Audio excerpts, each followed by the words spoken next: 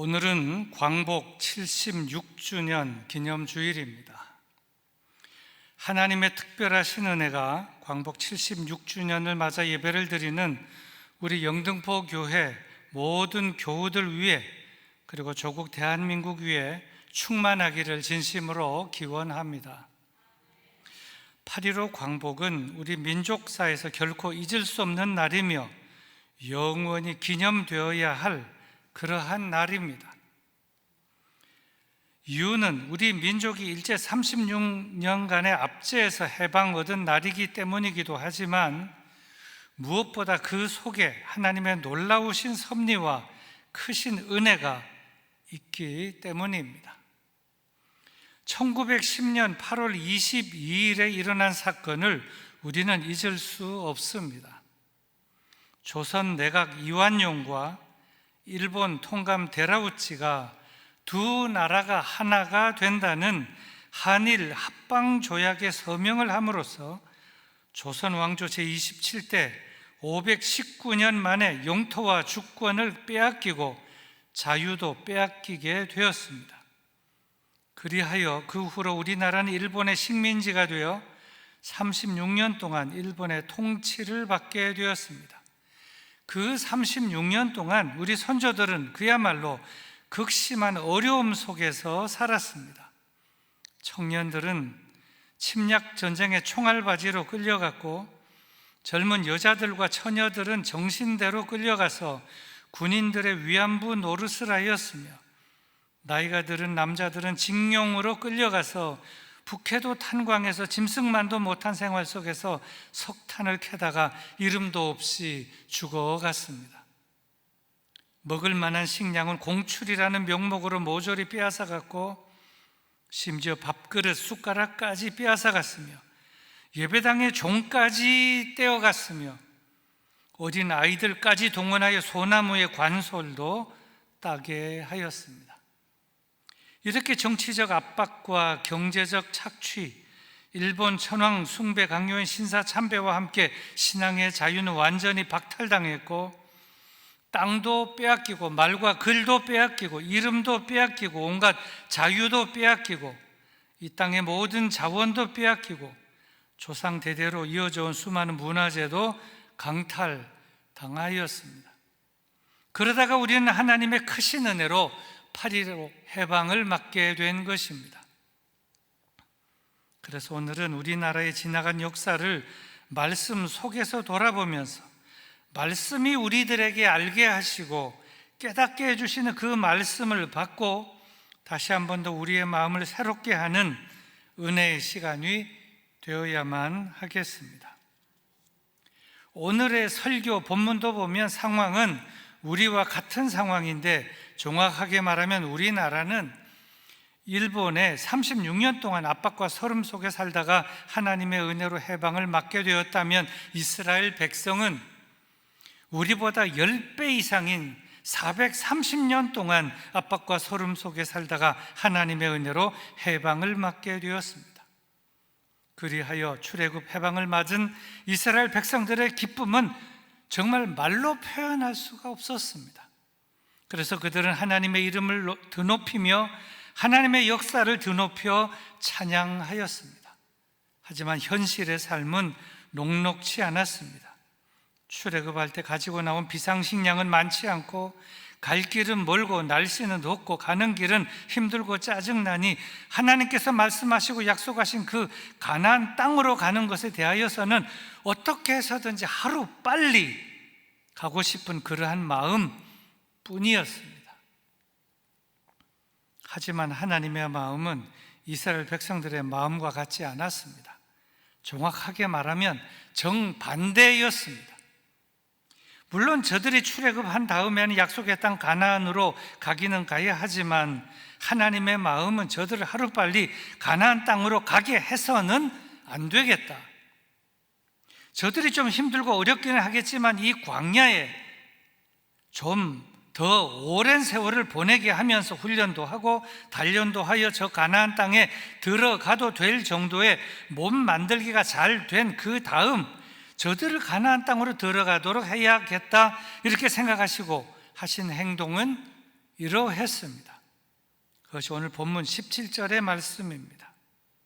바로가 백성을 보낸 후에 블레셋 사람의 땅의 길은 가까울지라도 하나님이 그들을 그 길로 인도하지 아니하셨으니 이는 하나님이 말씀하시기를 이 백성이 전쟁을 하게 되면 마음을 돌이켜 애굽으로 돌아갈까 하셨음이라. 이 말씀에는 그렇게 하신 이유가 등장합니다. 출애굽한 이스라엘 백성들을 가나안 땅으로 곧바로 직진하게 하지 않으신 그 이유는 이 백성이 전쟁을 하게 되면 마음을 돌이켜 애굽으로 돌아갈까? 그래서 그들을 가장 가까운 최단 코스로 인도하지 아니하셨다는 것입니다. 말하자면 하나님께서 이스라엘 백성들을 너무나 잘 아셔서 그렇게 하셨다는 것이고, 대단한 백성 같지만 연약하고 유약한 백성이고 전쟁 경험도 없기에 전쟁만 하면 백전백패할 백성인 것을 다 아셨기 때문에 그렇게 하셨다는 것입니다. 다 이스라엘 백성들을 위해서 말입니다. 사실 가나안 땅은 해안도로를 따라가면 아주 빨리 도착할 수 있는 그러한 거리였습니다. 어느 정도 거리였는가 하면 신명기의 표현을 빌리면 시내산인 호렙산에서 세일산을 거쳐 가나안 땅 국경인 가데스 바네아까지 신명기에는 10하룻길이라고 표현했는데 그렇습니다. 10하룻길이라고 하는 것입니다. 성경에서 하룻길은 대략 약 8km 정도입니다. 따라서 10하룻길은 352km 정도가 됩니다. 이 352km 거리가 어느 정도 되는가 하면 서울에서 부산까지의 직선 거리는 320km, 고속도로의 거리는 450km, 그냥 대략 그 정도, 서울에서 부산까지 정도의 거리라고 하는 것입니다. 그러므로 만일 이 거리가 가장 단거리 코스였고, 만일 저들이 이 길로 갔다면 노인과 아이들 그리고 가축들까지 모두 다 이동하는 것을 감안하다 할지라도 넉넉 잡고 한 달쯤이면 가나안 땅에 도착하는 그러한 거리라고 하는 것입니다. 이 코스는 비교적 사람이 이동하기 쉬운 코스이고 단거리 코스이기 때문에 하나님께서 어떻게 하라는 특별 지시가 없으셨다면 아마 모세도 이스라엘 백성들을 위해서 최단 거리인 그 길로 갔을는지도 모릅니다.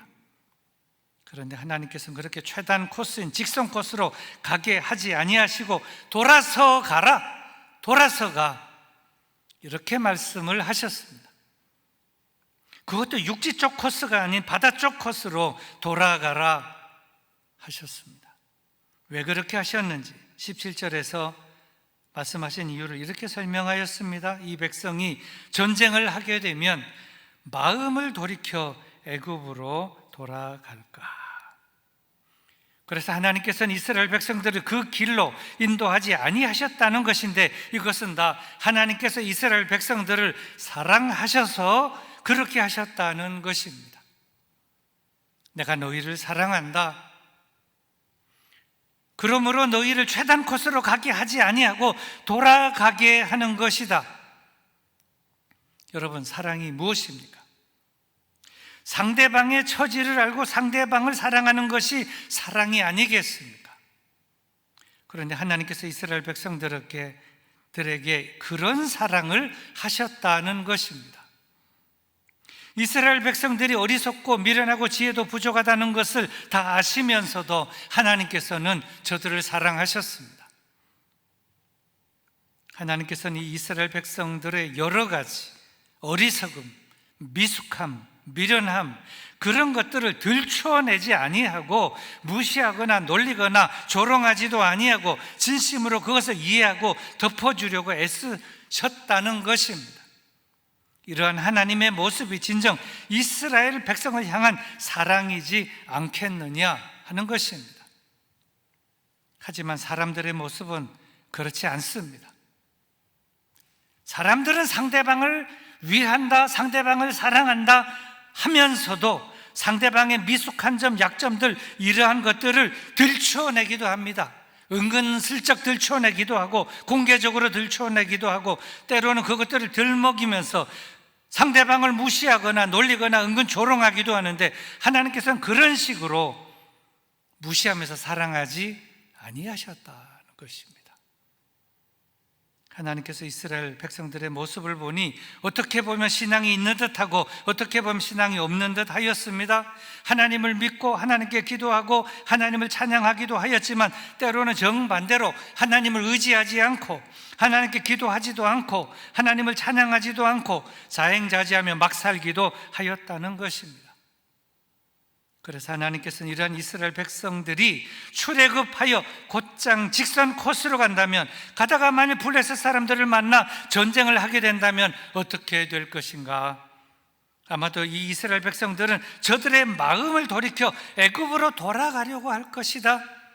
우리가 이런 전쟁이나 하려고 여기까지 왔는가 하면서 차라리 돌아가자, 그러면서 다시 애굽으로 돌아가려고 할 것이라고 예상하셨다는 것인데, 이것은 이스라엘 백성들을 무시하는 것이나 저들을 조롱하는 것이 아니라 진심으로 저들을 생각하고 저들을 염려하셔서 하신 행동으로서, 그래서 하나님께서는 이스라엘 백성들을 최단 코스로 인도하지 아니하시고 돌아가게 하셨다는 것을 오늘 본문은 말씀하고 있다는 것입니다.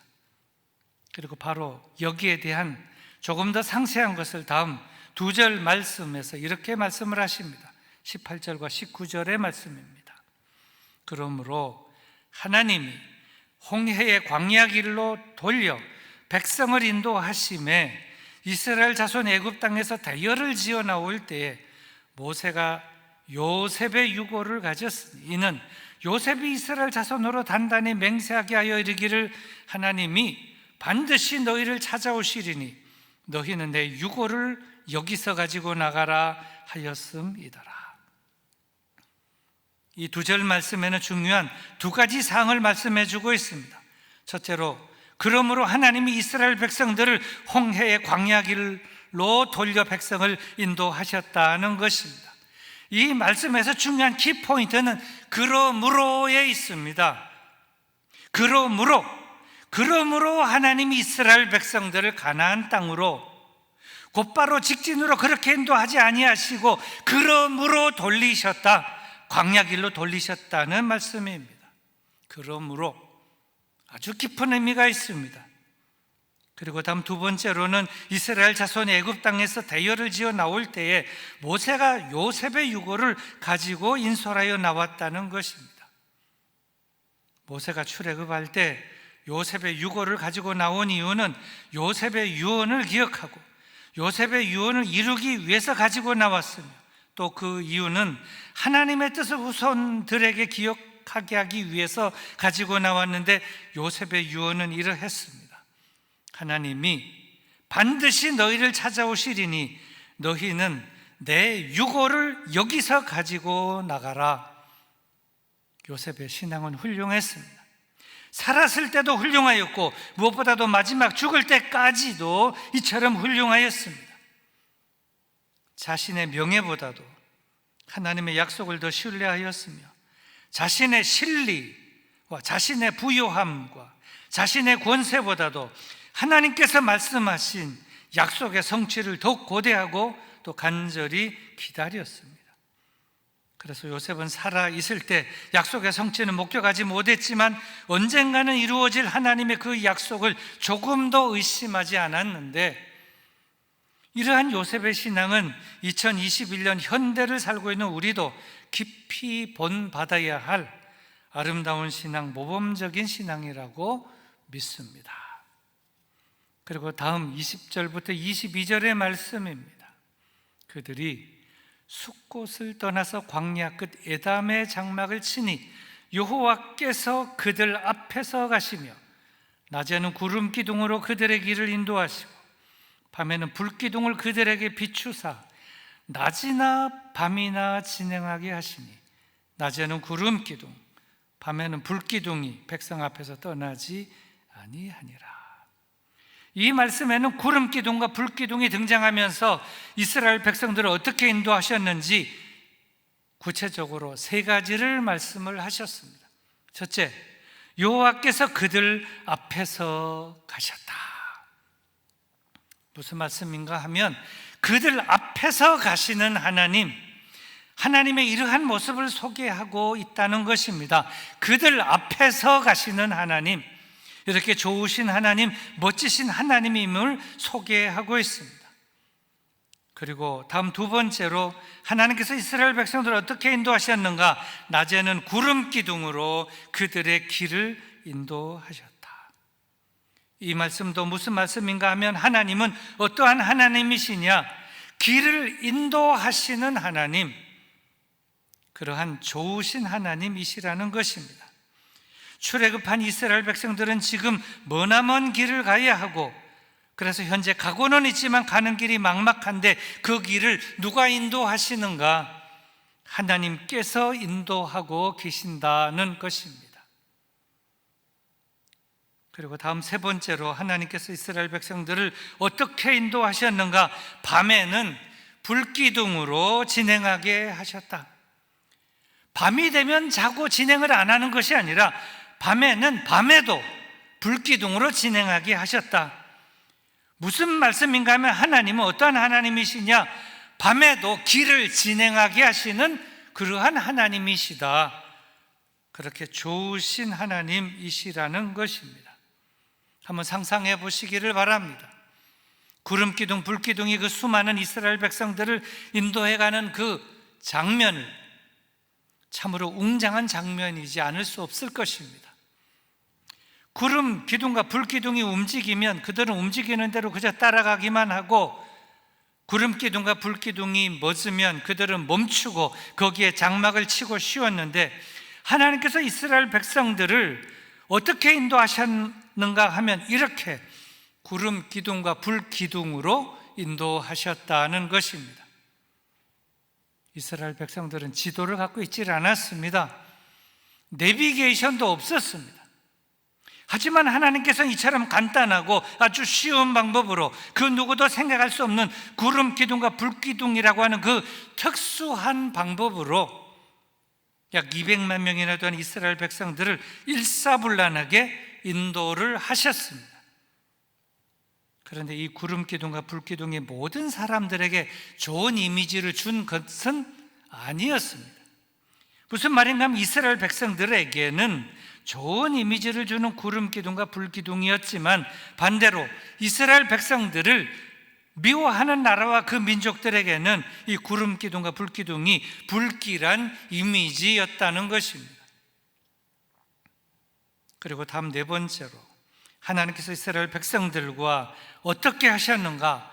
낮에는 구름 기둥이, 밤에는 불 기둥이 저들을 떠나지 아니하셨다.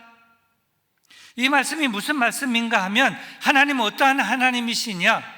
떠나지 아니하시는 하나님, 돌보시는 하나님, 책임지시는 하나님, 그러한 하나님으로서 좋으신 하나님이시라는 것입니다.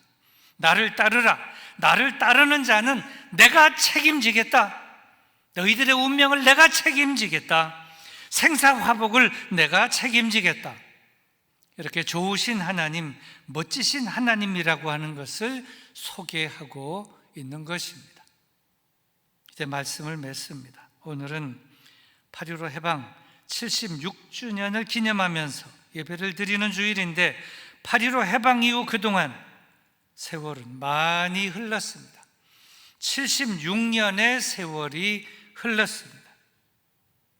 무엇을 말씀드리려고 이 말을 언급하는가 하면 그 사이에 한국은 많이 변했다는 것입니다. 좋은 쪽으로 변한 것도 있고 좋지 않은 쪽으로 변한 것도 있습니다. 그런데 이제 가장 중요한 것은 이제 이 민족의 살 길은 무엇이며 이 민족의 살 길은 어디에 달려있느냐? 사람에게 달려있지 않고 지도자에게 달려있는 것이 아니고 이념에 달려있는 것도 아니다. 그럼 어디에 달려있느냐? 이 민족의 살 길은 오직 하나님에게 달려있는 줄로 믿습니다. 지금까지 우리나라는 위태위태할 때마다 믿는 성도들이 나라와 민족을 위하여 구국의 기도재단을 쌓고 간절히 기도하며 부르짖었기에 그나마 여기까지, 그리고 이 정도로 살게 된 줄로 믿습니다. 그런데 그것도 모르고 지금 자만하고 교만하고 또 방만하게 살아가는 사람들, 지도자들이 얼마나 많이 있습니까? 그래서는 안 될 것입니다. 그러면 하나님께서 노하셔서 모든 것이 다 무너지게 되거나 망하게 될는지도 모릅니다. 그러므로 우리 모두는 8.15를 맞이하여 나라와 민족을 위하여 하나님께 간절히 기도를 드리고 뜨겁게 부르짖어야만 할 것입니다. 하나님 아버지, 불쌍히 여겨 주시옵소서. 하나님 아버지, 자비와 긍휼을 내려 주시옵소서. 그래, 다시 하나님을 잘 믿는 나라, 예수 그리스도를 잘 믿고 예수 그리스도의 정신으로 사는 나라 되게 하여 주시옵소서. 그러면 이 나라, 이 민족 위에 하나님의 놀라운 구름기둥, 불기둥의 역사가 나타나 특별한 은혜와 특별한 은총을 베풀어 주실 줄로 믿습니다. 우리 다 같이 말씀을 생각하면서 잠시 기도하겠습니다. 하나님 아버지, 불쌍히 여겨 주시옵소서. 자비와 긍휼을 내려 주시옵소서. 다시 하나님을 잘 믿는 나라 되게 하시고 예수님을 그리스도로 믿고 예수 그리스도의 정신으로 사는 나라 되게 하여 주시옵소서. 우리 다 같이 조용히 기도하시겠습니다.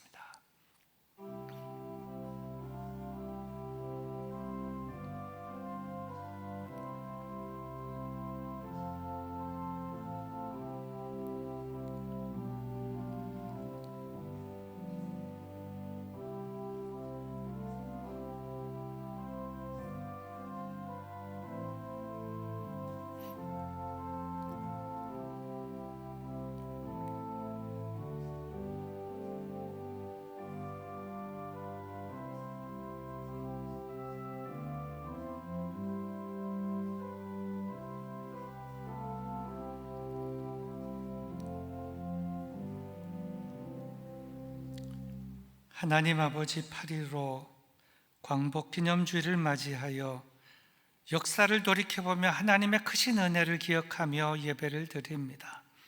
이제 36년 동안 압박과 어려움 속에서 살았으며 자력으로 해방할 능력이 없었지만 하나님의 크신 은혜로 해방을 선물로 주신 것을 인하여 감사합니다.